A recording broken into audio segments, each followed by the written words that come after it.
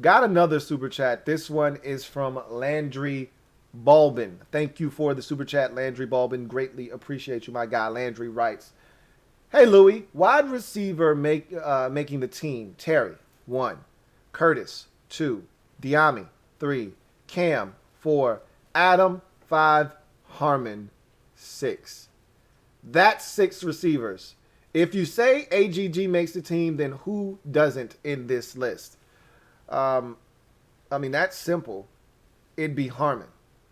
Would be the odd man out. Now, the only problem that I have found with this list, and I think this is the perfect time to talk about this, is in camp, day number 3, and throughout the week, this past week, in mandatory minis, Ron Rivera and special teams coordinator Nate Kazar made it a point of emphasis to separate the receivers that they felt like could return punts and had them do that.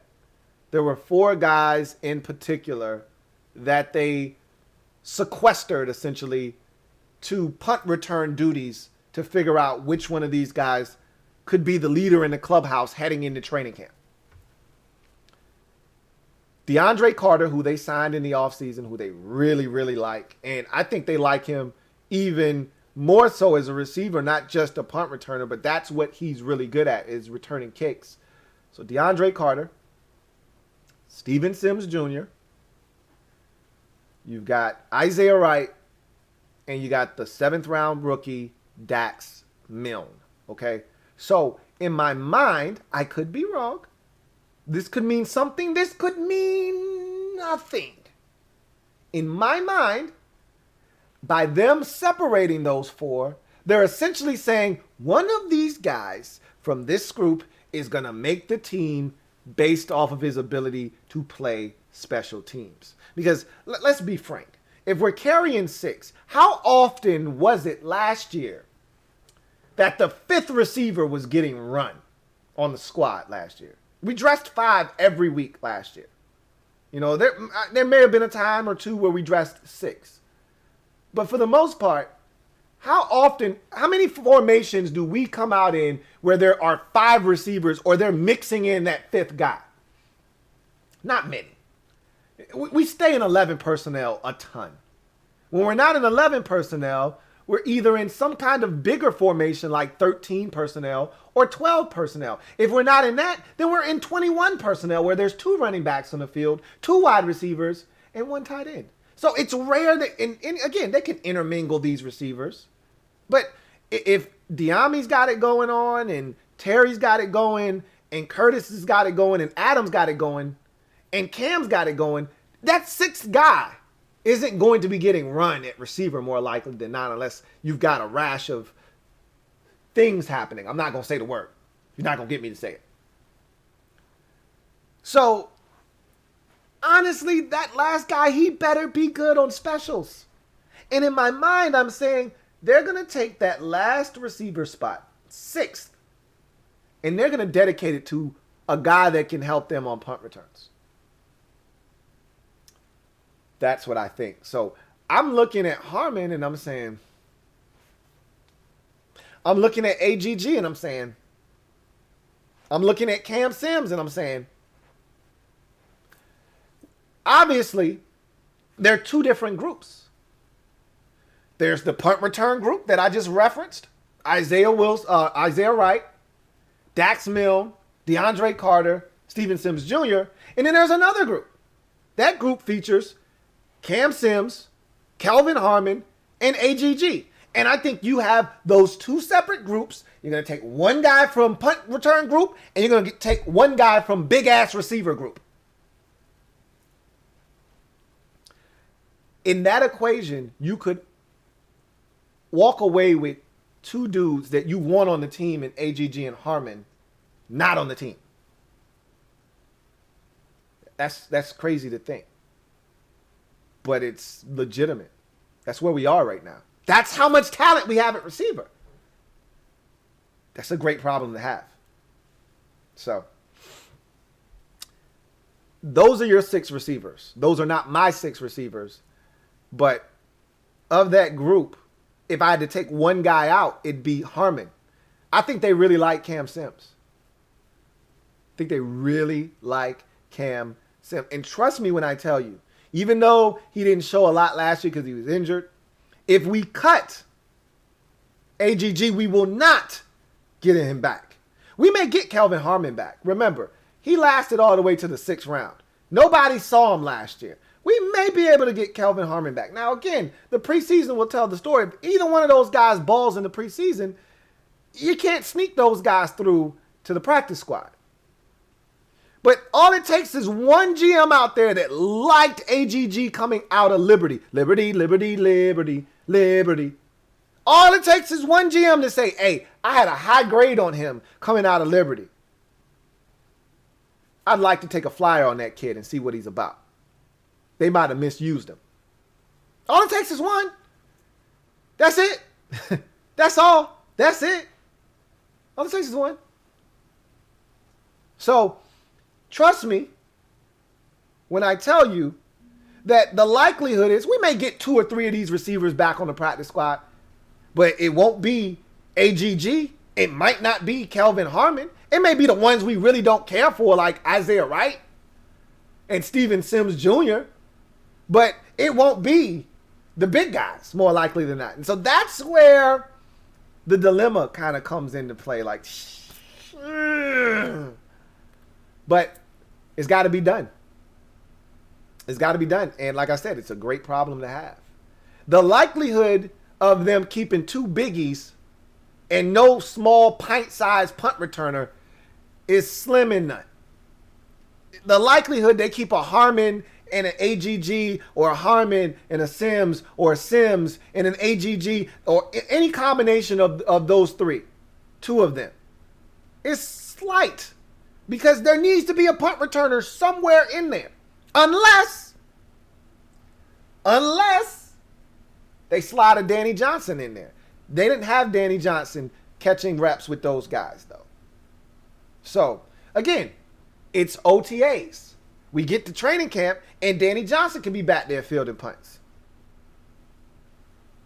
I'm not saying. I'm just saying. So, your list isn't bad. I just don't think Harmon's making the team. I think Cam Sims is making the team, though. I told you what wide receiver coach David Terrell, or his name is not David Terrell. It's Terrell. Can't remember his first name. But I don't think it's David. Let me see. I might have it around here somewhere. Yeah, I do. It's Drew Terrell. That's his name. Drew Terrell. He already told me all I needed to hear about Cam Sims. Barring any kind of catastrophe, Cam Sims is making his football team. So, I think you got 5 out of the 6. I just don't think Harmon is that final guy, personally. But I digress. Thank you for the super chat, Landry Balbin. Rob U, thank you for the super chat, Rob U. Double up.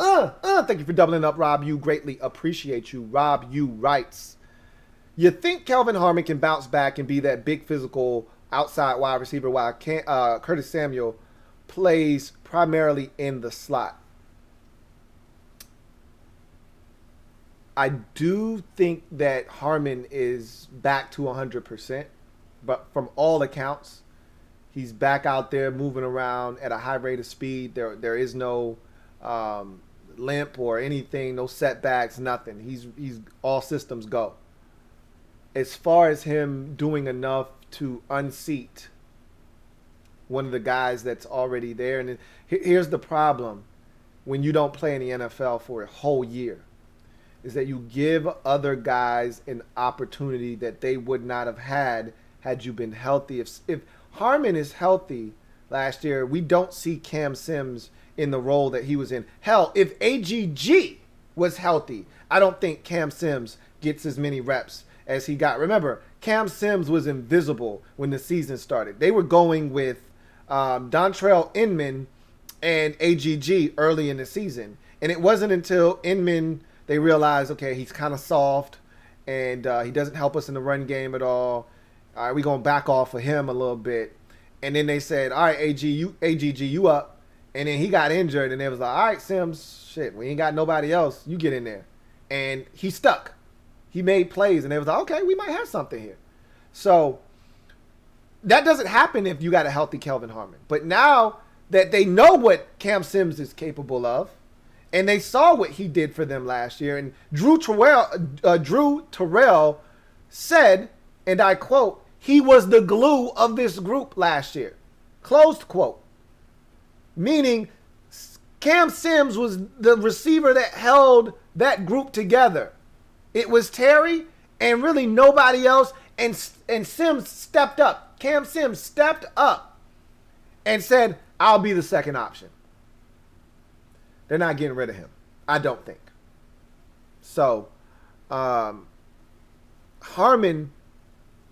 unfortunately, gave somebody an opportunity. They ran with it. I don't know if he's getting his opportunity back, is essentially what I'm trying to tell you. And that's why guys don't like other guys to take their reps. That's why Tom Brady, even though he's the GOAT, when he got that Deflategate suspension, he was so pissed because he didn't want Jimmy Garoppolo taking his reps because he sees this young Thundercat out here playing ball and winning games for the Patriots, and it may get him ideas that, hey, we can get rid of Tom's ass. And remember, Belichick wanted to get rid of Brady and give Garoppolo the job. And that's what Brady feared. Even though he's the greatest of all time, he feared another man taking his reps, which ultimately could lead to that man taking his job. That's how the NFL works. That's why players don't want other guys getting their reps. I don't want you to find out that this guy is a lot better than you thought. For Kelvin Harmon, that's what happened with Cam Sims last year. So I don't think he's getting his spot back, personally. He's going to have to bust his ass and not only outwork and outshine those guys, but they've also got to really stink it up, whether it be because of unforeseen circumstances or they just not having a great camp in preseason. But they saw what Cam Sims did when the lights were its brightest last year. So they know he's capable. They don't know what AGG is capable of. But if he has a strong camp, who's to say what they'll decide to do? So, again, the only reason that Cam Sims may be a guy that they may not want to keep, and I think they're going to keep him, is because this is the last year of his rookie contract. He signed his tender this offseason. They had a restricted free agent tender on him. And so they were able to sign him to that tender and that offer sheet. They got him back for one more year. But next year, theoretically speaking, if he has another solid year, he could get some bread next year. Whereas AGG still under contract for an additional 2 years after this year on the rookie contract that he signed last year. And so you're trading that off. But don't nobody care about rookie contract, this and that. If this dude over here is producing at a high clip and this guy isn't, and this guy's got 3 years left on his contract and this guy only has one, we ain't worried about 3 years down the road. We just worried about this year, and the guy that can produce for us this year, we're keeping him, which that's Cam Sims. So I don't really see Harmon bouncing back on this squad. He may bounce back somewhere else. He could end up on the practice squad. Remember, he's more likely to clear waivers and end up here again. More so than AGG in my mind. Because AGG was selected in the 4th round. And if we didn't select AGG in the 4th, I think somebody else would have. I could be wrong. He could have fell to the 6th round just like Kelvin Harmon did if we didn't take him. More likely than not, I feel like in that draft that he was in, he would have come off the board somewhere in that 4th round if we didn't take him. Harmon went all the way to the 6th round. So that meant a lot of teams didn't love him coming out of North Carolina State. So with last year not being on tape because he was injured, you may be able to sneak Harmon through. But I think AGG is a guy that may have intrigued some other GMs around the league. And if they look at their receiving core and they say, hey, we got space for one more. I like this kid coming out of Liberty. He could be gone if we cut him. So just a little food for thought. You guys do the dishes. LouieTeeNetwork.